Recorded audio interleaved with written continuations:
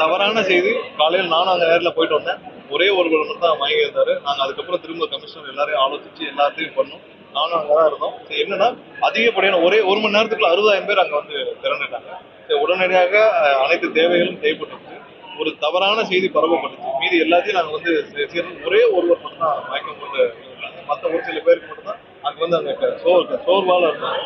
மற்ற இந்த மாதிரியான செய்திகள் எதுவுமே இல்லை. நான் அசிஸ்டன்ட் கமிஷனர், டெப்டி கமிஷனர் உட்பட அனைவரும் அங்கே இருந்து அனைத்தையும் பார்வையிட்டு ஒரு அரை மணி நேரத்தில் அனைத்து சீர் செய்யப்பட்டது. எதிர்கட்சியோட பிரதான குற்றச்சாட்டு நாட்களை எண்ணியே சொன்னாங்க. 20-30 நாட்களாக தான் சட்ட ஒழுங்கு அதிகமா இதாகுது. தென்காசியில ஒரு இஷ்யூ, தூத்துக்குடியில ஒரு இஷ்யூ, இந்த மாதிரி ரிப்பீட்டடா வந்துட்டே இருக்கு. இது சட்ட ஒழுங்கு குறைபாடாக ஒரு விஷயம் எல்லாரும் புரிஞ்சுக்கணும். ஆங்காங்கே ஒரு சில இடத்துல வந்து தனிப்பட்ட காரணங்களால் நடக்கும் குற்ற சம்பவங்கள், தனிப்பட்ட காரணங்களால் நடக்கும் கொலை சம்பவங்கள், குற்ற சம்பவம் இருக்கு. எங்கெல்லாம் வந்து தவறான குற்ற சம்பவம் நடக்கிறதோ உடனடியாக காவல்துறை சார்பாக நடவடிக்கை எடுக்க முதல்ல உத்தரவிட்டு உடனடியாக நடவடிக்கை. போன ஆட்சிக்கு இந்த ஆட்சிக்கு என்ன வித்தியாசம்னு பாத்தீங்கன்னா, எங்கெல்லாம் குற்ற சம்பவம் நடக்குதோ அவர்களை காப்பாற்றும் வேலையை அரசு போன திமுக அரசு செஞ்சாங்க. எங்கெல்லாம் பாலியல் குற்றங்கள் நடக்குதோ அவங்களுக்கான விசாரணையை 1 வாரம் கழிச்சு தோணுது. அது உயர்நீதிமன்றம் வரைக்கும் உச்சநீதிமன்றத்துக்கு உத்தரவிட்டு தான் செஞ்சாங்க.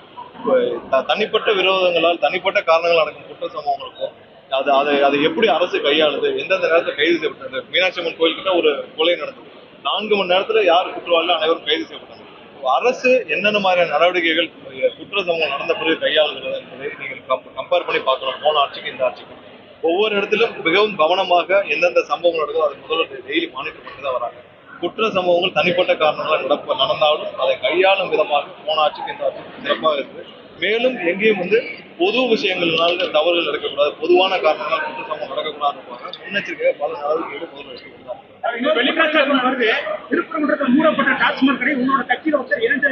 அதுவும் பொய்யான செய்தி. அந்த நபர் யாரோ தவறாக எங்களோட கட்சி பேரை பயன்படுத்தினா அதை நானே தான் கலெக்டரேட்டை போன் பண்ணி அந்த டாஸ்மார்க் எம்டிடி போன் பண்ணி ரிப்போர்ட் பண்ணி அந்த கடையை இன்னைக்கு மூட வச்சிருக்கிறோம். அந்த நபர் வந்து பொய்யான தகவலை சொல்லி வந்து இந்த மாதிரி பண்ணியிருக்கார். எந்த இடத்துலயும் எங்களுடைய கட்சியினர் யாரும் எந்த இடத்துல தவறான வழியிலோ தவறான இதையோ செய்ய மாட்டாங்க. அதை முதல்வரும் என்றும் அதை அனுமதிக்க மாட்டார். எந்த இடத்துல அந்த மாதிரியான ஏதாவது மிஸ்யூஸ் பண்ணாங்கன்னா அது உண்மையிலே வேற யாராவது இருப்பாங்க. எங்க கட்சி நிர்வாகிகள் அதை செய்ய மாட்டாங்க.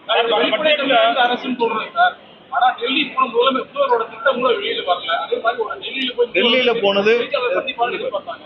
போனது அபிஷியல் சந்திப்பு. டெல்லியில போனது வந்து அபிஷியலான ஒரு சந்திப்பு, பிரதமருடைய சந்திப்பு. அதுல என்ன வெளிப்படைத்தன்மை இருக்கு? டெல்லி போறாரு, அப்பாயின்மெண்ட் நம்ம கேட்டிருந்தோம், அவங்க கொடுத்திருந்தாங்க. அதை தக்கன வந்து முதல்வர் வந்து பிரதமரை சந்திச்சு என்ன கோரிக்கை கேட்கப்பட்டதுன்னு வரைக்கும் உங்களுக்கு அறிக்கையாக தரப்பட்டது.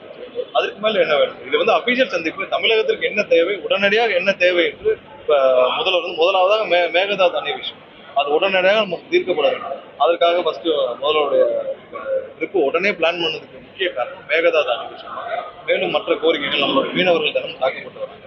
ஸோ இதெல்லாம் வந்து கண்டிப்பா நிறைய கோரிக்கைகளை கொடுக்க வேண்டிய அவசியம். முக்கியமான 5 கோரிக்கைகள் உடனடியாக தீர்க்கப்பட வேண்டிய கோரிக்கைகள். இன்னொன்று நம்மளுடைய தமிழ் தாய் வாழ்த்து வந்து தொடர்ந்து கவர்னர் மாளிகையில கவர்னர் சார்ந்து நடக்கும் அனைத்து நிகழ்ச்சிகளும் புறக்கணிக்கப்பட்டது.